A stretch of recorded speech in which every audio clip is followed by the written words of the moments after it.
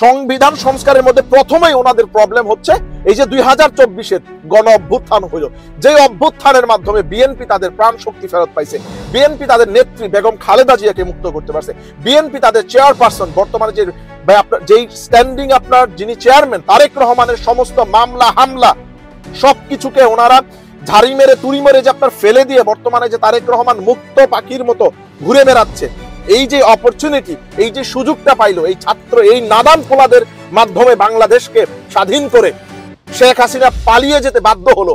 এখন যে ওনারা বয়ান দিচ্ছে যে এই পোলাপাইন কিভাবে দেশ চালাইবো, এই বাচ্চারা বোঝে না, ওদের কথায় সবকিছু হবে কিনা। আরে ভাই, ওদের কথাই তো বাংলাদেশ থেকে স্বৈরাচারী শেখ হাসিনা পলায়ন করতে বাধ্য হয়েছে। তাহলে কেন এখন ওদের কথায়, কেন এখন ওদের যে দাবি দাবাগুলি আছে, ওরা যে বাংলাদেশে 2024 সালে জুলাই আগস্টে আর্মড ব্যাটালিয়নের সাথে নন আর্মড সিভিলিয়ানের যে এত বড় একটা ফাইট হলো, আপনারা যে 71 নিয়ে আপনাদের কান্নাকাটি শেষ হয় না। 71 ইজ আনপ্যারালালড। 71 নিয়ে আমাদের কোনো ধরনের কোনো কমপ্লেন নাই। 71 আমাদের মুক্তিযুদ্ধের যে চেতনা, এটা ডিফারেন্ট একটা ইস্যু। 71 নিয়ে আমরা কেন 24-এর সাথে এটাকে আমরা কম্পারিজনের মধ্যে আমরা নিয়ে আসবো? 71 নিয়ে তো আমাদের কারো কোনো ধরনের কোনো সমস্যা নাই। বাট 2024 এই যে তারুণ্য সামনে চলে আসলো বাংলাদেশের এই ক্রাইসিস সময়ের মধ্যে, বাংলাদেশের এই ক্রাইসিস মোমেন্টের মধ্যে, আপনারা মুরব্বীরা যখন 15 বছরে শেখ হাসিনার সামনে আপনারা যখন আপনাদের নেত্রীর বাড়ির সামনে থেকে একটা বালুর পাক সরাইতে পারলেন না, সাহস করে যখন আপনারা পল্টনের মধ্যে দাঁড়াইতে পারেন না, আপনারা কেচি গেট থেকে বাইরে বের হতে পারেন না, ঠিক তখন যখন এই তারুণ্য, স্কুল পড়ুয়া, এই কলেজ পড়ুয়া, এই ইউনিভার্সিটি পড়ুয়া, এই তারুণ্যের শক্তি যখন মাথা চারা দিয়ে দাঁড়াইলো, এই শেখ হাসিনার এই স্বৈরাচারের বিরুদ্ধে যখন মাথা চারা দিয়ে দাঁড়িয়ে স্বৈরাচারকে বিতাড়িত করে ভারতে পলায়ন করতে বাধ্য করে এই 17 কোটি মানুষকে মুক্ত করে দিল, এই মানুষগুলি এই আন্দোলনের কি কোনো লেজিটিমেসি আমাদের সংবিধানের মধ্যে দরকার নাই? এই আন্দোলনের কোনো লেজিটিমেসি কি আমাদের সংবিধানের মধ্যে অ্যাকনলেজ করা দরকার নাই? আপনারা কিভাবে এত বড় গাদ্দারি করতে পারেন? কিভাবে আপনারা এই ইয়াং এবং এই তারুণ্যের সাথে এত বড় বেইমানি আপনারা করতে পারেন? কিভাবে আপনারা বলেন যে 71-এর সাথে 24-কে মিলাই ফেলা হচ্ছে, 71-এর সাথে 24-কে একক লেভেলে নিয়ে এসে ওদেরকে সমপরিমাণ সম্মান দিয়ে ফেলা হচ্ছে? আপনারা কিভাবে এই গাদ্দারি করতে পারেন? 71-এর মুক্তিযুদ্ধের সাথে যদি আপনারা তুলনা করেন, আমি আপনাদেরকে বলতে চাই যে 2024-এ এই নন আর্মড সিভিলিয়ানরা আর্মড ব্যাটালিয়নের সাথে নিয়ে ফাইট করছে। আপনারা কি বলতে চান এই জায়গার মধ্যে? আর্মড ব্যাটালিয়ন, শেখ হাসিনার পুলিশ বাহিনী, বিডিআর বাহিনী, র্যাব বাহিনী, সেনাবাহিনী পর্যন্ত নাইমা গেছে। সেই জায়গার মধ্যে 2000 মানুষ তাদের প্রাণের বিনিময়ে, ওভার 25,000 মানুষ তাদের অঙ্গহানির বিনিময়ে এই 2024 সালের 5ই আগস্ট বাংলাদেশকে এই স্বৈরাচারী, এই জালিম, এই শেখ হাসিনার কাছ থেকে বাংলাদেশকে মুক্ত করছে। আর আজকে আপনারা বিএনপি উড়ে এসে জুড়ে বৈশা আপনারা এই ক্ষমতা পাইয়া হঠাৎ করে মাঠ ঘাট বালুর যা কিছু আসে বাংলাদেশের সবকিছু আপনারা দখল করে এই ছাত্রদের এই আন্দোলনকে আপনারা বৈধতা দেওয়ার জন্য ঘড়িমসি করতেছেন। এইটা বাংলাদেশের তারুণ্য, বাংলাদেশের ছাত্র জনতা, বাংলাদেশের আপামর জনতা, বাংলাদেশের সিভিল সোসাইটি, বাংলাদেশের এই তারুণ্য কোনোভাবেই মেনে নিবে না। Please review your decision. কারণ আপনারা বাংলাদেশের একটা অনেক বড় রাজনৈতিক দল, বাংলাদেশ একটা ঐক্যের বাংলাদেশ হওয়ার জন্য, বাংলাদেশ একটা নতুন বাংলাদেশ বিনির্মাণ করার জন্য প্রফেসর মোহাম্মদ ইউনূসের নেতৃত্বে বাংলাদেশ যেন এগিয়ে যায়, সেই ভাবনা, সেই চিন্তা নিয়েই কিন্তু বাংলাদেশ এগিয়ে যাওয়ার জন্য উনি চাচ্ছে সকলকে ইউনাইটেড রাখার জন্য। আপনারা প্রতিটা স্তরে, প্রতিটা ক্ষেত্রে, প্রতিটা চিন্তায়, প্রতিটা কথায় আপনারা মানুষকে ডিভাইডেড করতেছেন, প্রতিটা ভাবনায় আপনারা মানুষকে ডিভাইডেড করতেছেন। আপনারা কোনোভাবেই ছাত্রদের এই কন্ট্রিবিউশনকে অ্যাকনলেজ করতেছেন না। আপনারা কোনোভাবেই ছাত্রদের এত বড় অর্জনকে কোনোভাবেই আপনারা প্রপার রেসপেক্ট করতেছেন না, প্রপার জায়গায় আপনারা বসানোর জন্য সহযোগিতা করতেছেন না। আপনাদের একমাত্র কেবলমাত্র চাহিদা হচ্ছে নির্বাচন। নির্বাচন হলে বাংলাদেশের সমস্ত সমস্যা, সমস্ত প্রবলেম সবকিছু নাকি সমাধান হয়ে যাবে। আসসালামু আলাইকুম ওয়া রাহমাতুল্লাহি ওয়া বারাকাতুহু। আশা করি সবাই ভালো, সুস্থ এবং নিরাপদে আছেন। আপনারা জানেন যে ক্ষমতার বিকেন্দ্রীকরণের জন্য, রাষ্ট্র ব্যবস্থার বিভিন্ন উইংসের মধ্যে পরিবর্তন আনার জন্য, ক্ষমতার বিকেন্দ্রীকরণকে আপনার সমাজের সর্বস্তরে পৌঁছে দেওয়ার জন্য, ক্ষমতা যেন একক ব্যক্তির হাতে পুঞ্জীভূত না থাকে, ক্ষমতা যেন একক ব্যক্তির হাতে, ওই ক্ষমতা যেন একক ব্যক্তিকে কোনোভাবেই স্বৈরাচারী হাসিনার পর্যায়ে নিয়ে না যায়, এই জন্য 2024-এর 5ই আগস্টের এই গণ অভ্যুত্থান পরবর্তী বাংলাদেশ যেন সকলের ন্যায়, নীতি এবং সাম্য, মানবিক মর্যাদা, সামাজিক ন্যায় বিচারের ভিত্তিতে যেন একটা বাংলাদেশ প্রতিষ্ঠিত হয়, সেই লক্ষ্যে বাংলাদেশকে নিয়ে যাওয়ার জন্য কিন্তু সকল উইংসের মধ্যে একটা পরিবর্তন আনার জন্য একটা সংস্কারের প্রস্তাব দেওয়া হয়েছিল। সেই লক্ষ্যে কিন্তু প্রত্যেকটা স্তরে, আমাদের এই রাষ্ট্র ব্যবস্থার প্রত্যেকটা স্তরে কিন্তু একটা করে কমিশন করা হয়েছিল। সেই কমিশন কিন্তু আপনার সংস্কারের উপরে একটা প্রস্তাব দেওয়া হয়েছিল। সেই প্রস্তাবের আলোকে কিন্তু আপনার একটা স্প্রেডশিট প্রত্যেকটা রাজনৈতিক দলকে আপনার পাঠানো হয়েছে, যে কি কি বিষয়ের উপরে ওনারা আপনার ঐক্যমত, কি কি বিষয়ের উপরে ওনাদের দ্বিমত আছে, কি কি বিষয়ের উপরে ওনাদের নিজেদের ব্যক্তিগত প্রস্তাব আছে, কি কি বিষয়ের উপরে ওনাদের মন্তব্য আছে। এই বিষয়ের উপরে কিন্তু সমস্ত রাজনৈতিক দলের কাছে এই বর্তমান ইন্টারিম গভর্নমেন্টের পক্ষ থেকে একটা ঐক্যমত কমিশন করা হয়। ওই ঐক্যমত কমিশন কিন্তু সমস্ত রাজনৈতিক ব্যক্তির সাথে যোগাযোগ করে এই স্প্রেডশিটটা আপনার সকলের কাছে পৌঁছে দেয়।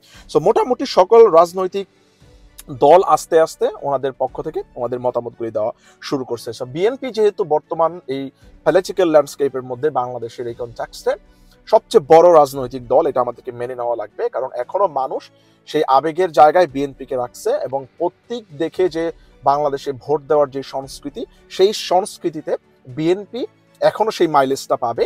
এবং সেই মাইলেজ যদি আমরা কাউন্ট করি, সেই মাইলেজকে যদি আমরা কনসিডার করি, এখনো কিন্তু বিএনপি সেই ভোটের মাঠে এগিয়ে আছে। বর্তমানে এত চুরি, এত রাহাজানি, এত লুটপাট, এত আপনার ধরেন মাঠ ঘাট, টেম্পু স্ট্যান্ড, বাস স্ট্যান্ড সবকিছু দখল করার পরেও কিন্তু বিএনপি ভোটের যেই মাইলেজে কিন্তু বিএনপি এখনো পর্যন্ত আগায় আছে। কারণ যেহেতু আওয়ামী লীগ মাঠের মধ্যে নাই, এবং আওয়ামী লীগ বিগত 15-17 বছর একটা গণহত্যা বাংলাদেশের মধ্যে চালাইছে, যার কারণে কিন্তু বিএনপি মাইলেজ আগায় আছে। Right, so go back to the main context, যে কোন বিষয়ে আজকে আলোচনা করব। সো খুবই গুরুত্বপূর্ণ আলোচনা, আমাদের সকলের এই আলোচনাগুলির মধ্যে এঙ্গেজ হওয়া লাগবে my dear brother and sister. এই আলোচনাগুলি আমাদের পরবর্তী ভবিষ্যৎ নির্ধারণ করবে। এই আলোচনাগুলি আমাদেরকে সহযোগিতা করবে যে পরবর্তীতে আমরা কাকে ভোট দিব, আমাদের এলাকায় প্রার্থী নির্বাচনের ক্ষেত্রে, আমাদের যে এলাকার, আমাদের যে রিজিওনাল গার্ডিয়ান নির্বাচনের ক্ষেত্রে আমাদেরকে সহযোগিতা করবে এই ধরনের আলোচনাগুলি বোঝার জন্য।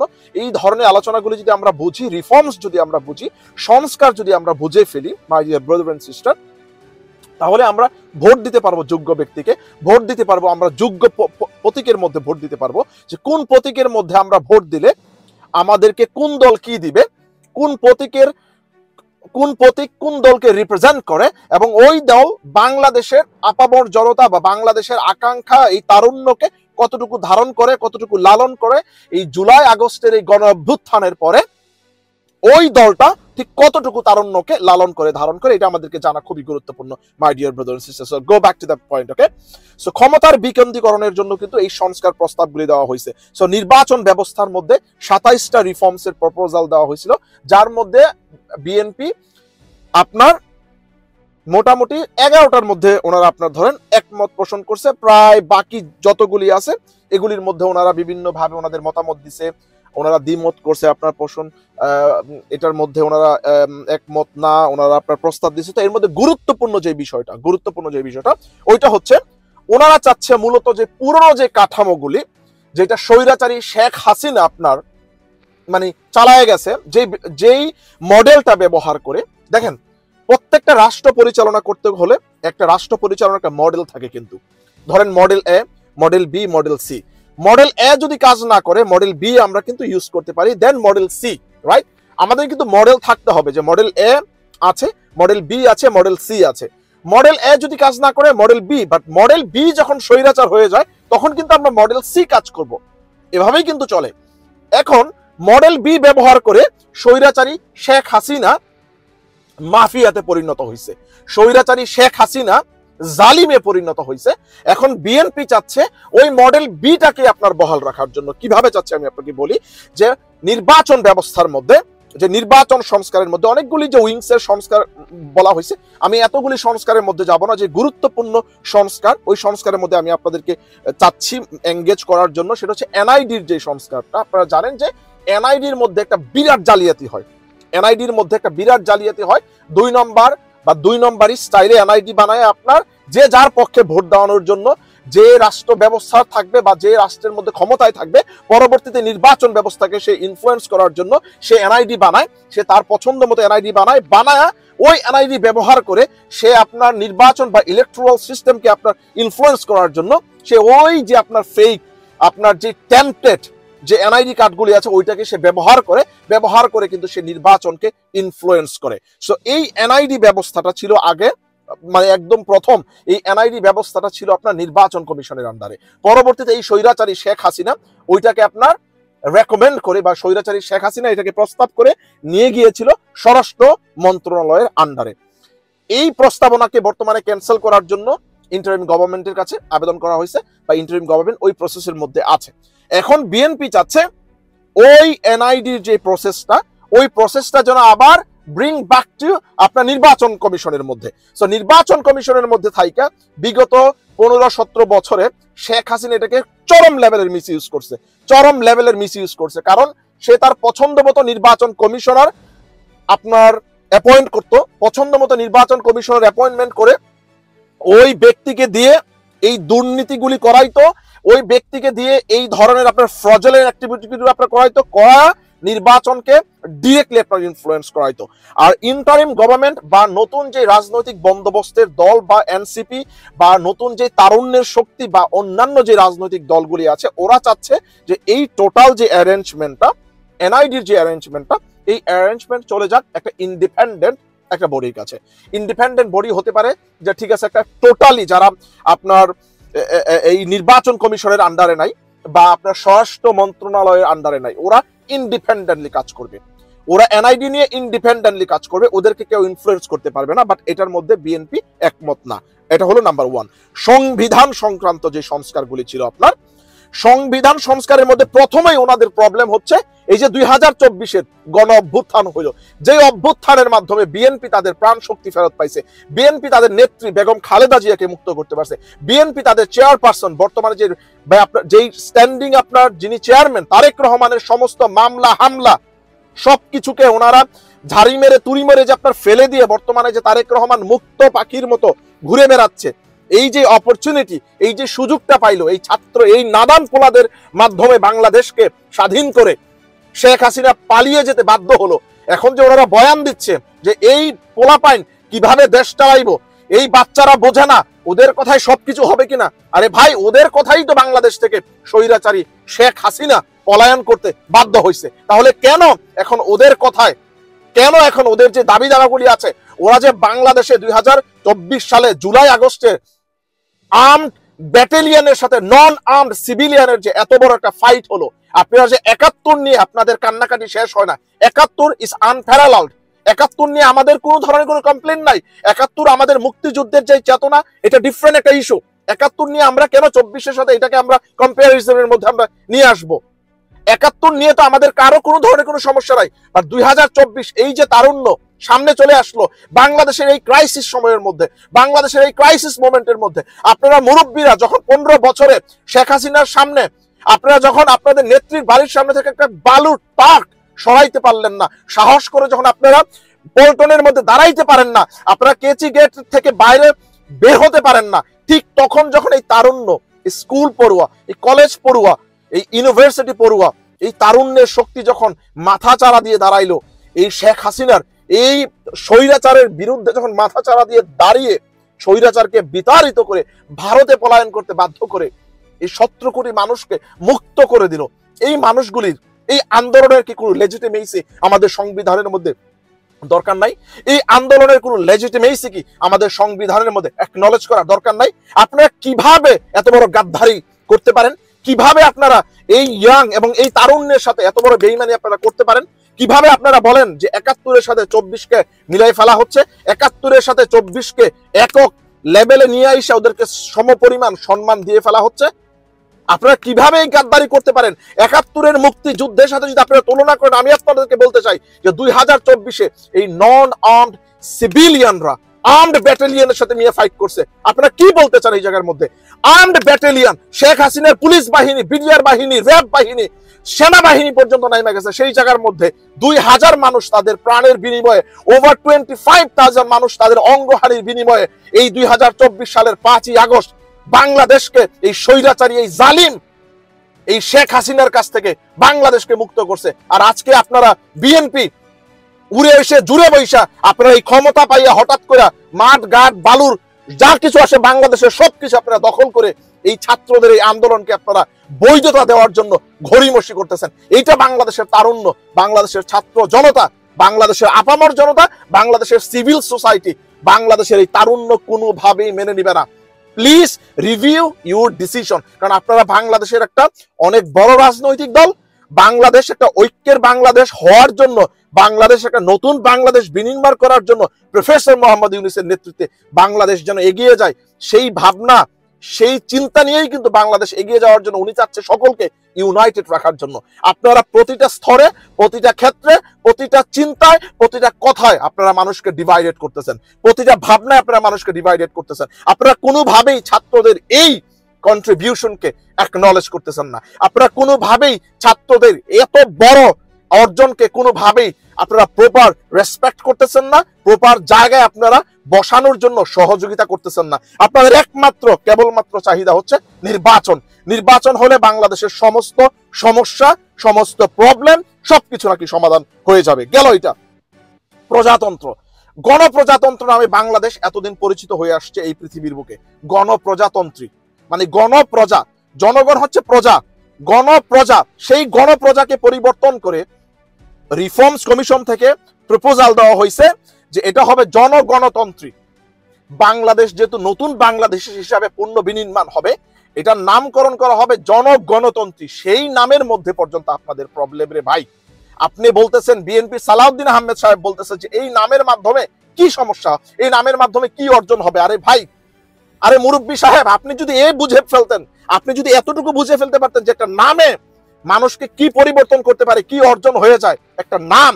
আপনি যখন একজন মানুষকে সম্মান দিয়ে কথা বলবেন, আপনি যখন আপনার রাষ্ট্রের মানুষকে সম্মান দিয়ে কথা বলা শিখে যাবেন একজন পলিটিশিয়ান হিসেবে, তখন ওই রাষ্ট্রের মানুষ অনেক বেশি প্রোডাক্টিভ হয়ে যায়। ওই রাষ্ট্রের মানুষ অনেক বেশি অ্যাক্টিভ হয়ে যায়। বুঝতে পারছেন? ওই রাষ্ট্রের মানুষ সাডেনলি রিভাইভ হয়ে যায়।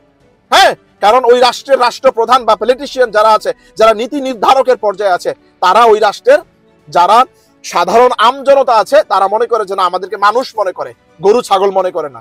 আদারওয়াইজ সাধারণ মানুষ মনে করে যে আমাদের টাকায়, ট্যাক্সের টাকায় বাংলাদেশ চলে, ট্যাক্সের টাকায় আমাদের রাষ্ট্র চলে, আমাদেরকে গরু ছাগল মনে করে। আমরা কেন খাটাখাটনি করব, আমরা কেন কষ্ট করে এই রাষ্ট্রকে আমরা বিনির্মাণ করব। সো একটা নামকরণ, একটা রাষ্ট্রের নামকরণের মধ্যে যখন জনগণের নাম থাকে, জনগণকে সম্মান করা হয়, জনগণকে একটা ভ্যালু দেওয়া হয়, এটা খুবই গুরুত্বপূর্ণ। এটা আপনাকে বুঝতে হবে। এখন কি আপনার বয়সের ভারে আপনি এগুলি বুঝতেছেন না, বা আপনারা বুঝতেছেন না, নাকি এগুলি বুঝেও না বুঝার ভান করতেছেন, সেটা আল্লাহ রাব্বুল আলামিন। সংবিধানের মধ্যে মূলনীতির কোনো পরিবর্তন চাচ্ছেন না। সংবিধানের মূলনীতির মধ্যে প্রফেসর মোহাম্মদ ইউনূস সহ সমস্ত তারুণ্যের দল চাচ্ছে ম্যাস লেভেলের পরিবর্তন নিয়ে আসার জন্য সংবিধানের মূলনীতির মধ্যে। সেই মূলনীতির মধ্যে বিএনপি কোনো ধরনের কোনো পরিবর্তন চাচ্ছে না, অ্যাজ ইট ইজ চাচ্ছে ওরা রেখে দেওয়ার জন্য। যা আছে যেভাবে আছে সবকিছু ওইভাবে থাকবে। ধুমায়া ওনারা পছন্দ মতো যা আছে সবকিছু থাকবে। Fair enough, right? আরেকটা গুরুত্বপূর্ণ বিষয়, সেটা হচ্ছে নির্বাহী বিভাগ, আইন বিভাগ, বিচার বিভাগ। নির্বাহী বিভাগ, আইন বিভাগ, বিচার বিভাগকে ওভারলুক করার জন্য, ওদেরকে আপনার এক ধরনের ওয়াচ ডগের মতো কাজ করার জন্য, ওরা ঠিক মতো কাজ করতেছে কিনা, ওরা ঠিক মতো ফাংশনিং করতেছে কিনা, এর জন্য আপনার একটা প্রপোজাল দেওয়া হয়েছে যে আইন ঠিক মতো কাজ করতেছে কিনা, বিচার বিভাগ ঠিক মতো কাজ করতেছে কিনা, রাইট? নির্বাহী বিভাগ ঠিক মতো কাজ করতেছে কিনা। আপনারা জানেন যে বিগত 17 বছরে এগুলিকে দলীয়করণ করা হয়েছে। এগুলিকে যারা ক্ষমতার মধ্যে ছিল চরম লেভেলের মিসইউজ কিন্তু আপনার করা হয়েছে। এগুলি যেন কোনোভাবে আপনার দলীয়করণ করা না হয়, এগুলিকে যেন কোনোভাবেই আপনার যারা ক্ষমতায় আসবে ওরা যেন মিসইউজ করতে না পারে, এর জন্য ওদেরকে ওয়াচ ডগের মতো যেন আরেকটা ইন্ডিপেন্ডেন্ট কাউন্সিলের মাধ্যমে, ওই কমিশনের মাধ্যমে যেন ওরা ওয়াচ করতে পারে যে ওরা কোনো 2 নম্বরই করতেছে কিনা, ওরা ঠিকমতো কাজ করতেছে কিনা, ঠিকমতো ফাংশন করতেছে কিনা। এর জন্য প্রপোজ দেওয়া হয়েছে বা একটা প্রপোজাল করা হয়েছে যে একটা আলাদা কমিশনের মতো করা হবে, একটা কাউন্সিলের মতো করা হবে, যারা নন ইলেক্টেড পারসন ওই জায়গা থেকে ইন্ডিপেন্ডেন্টলি ওদেরকে ওয়াচ করবে। এর মধ্যেও বিএনপির দ্বিমত। ওরা চাচ্ছে না, ওরা চাচ্ছে ইলেক্টেড ব্যক্তির কাছে সমস্ত ক্ষমতা থাকবে। তার মানে যেই লাউ সেই কদু। যা দিয়ে শেখ হাসিনা দুর্নীতি করে, দুঃশাসন করে ফ্যাসিবাদ কায়েম করছে, যা দিয়ে, যেই কনস্টিটিউশন দিয়ে, যে সিস্টেম ব্যবহার করে, যেই মেকানিজম ব্যবহার করে শেখ হাসিনা মাফিয়া হয়ে ভারতে বিতাড়িত হয়েছে, সেই মেকানিজম, সেই সিস্টেম, সেই রুলস, সেই সংবিধানের মধ্যে 100% সাপোর্ট দিয়ে গতকালকে বিএনপি তাদের পক্ষ থেকে প্রস্তাবনা জমা দিয়েছে। Heads of BNP, right? এটাই আমরা চেয়েছিলাম। বাংলাদেশের তারুণ্য, বাংলাদেশের মানুষ যে যেখান থেকে এই ভিডিওটা দেখতেছেন, শুনতেছেন, পরবর্তীতে দেখবেন এবং আপনারা খবরের মধ্যে শুনবেন, আলোচনা হবে, সমালোচনা হবে। প্রত্যেকের দায়িত্ব হচ্ছে ঘরের মধ্যে আলোচনা করবেন, বাসায় আলোচনা করবেন। যারা স্কুল পড়ুয়া আছেন, কলেজ পড়ুয়া আছেন, ইউনিভার্সিটি পড়ুয়া আছেন, আপনার বাবার সাথে, মার সাথে, চাচার সাথে, চাচির সাথে, সকলের সাথে সংস্কার নিয়ে আলোচনা করবেন। কোন দল কতটুকু সংস্কারের মধ্যে ঐক্যমত পোষণ করছে, কার কতটুকু ভাবনা, সবকিছু নিয়ে আলোচনা করবেন, যেন আগামী নির্বাচনের মধ্যে আপনার এই আলোচনা আপনার পরিবারের মধ্যে প্রার্থী নির্বাচনের ক্ষেত্রে গুরুত্বপূর্ণ ভূমিকা পালন করে। That's all for saying today. Thank you very much for watching me. Inshallah, I'll see you again in another video. Assalamu alaikum wa rahmatullahi wa barakatuh.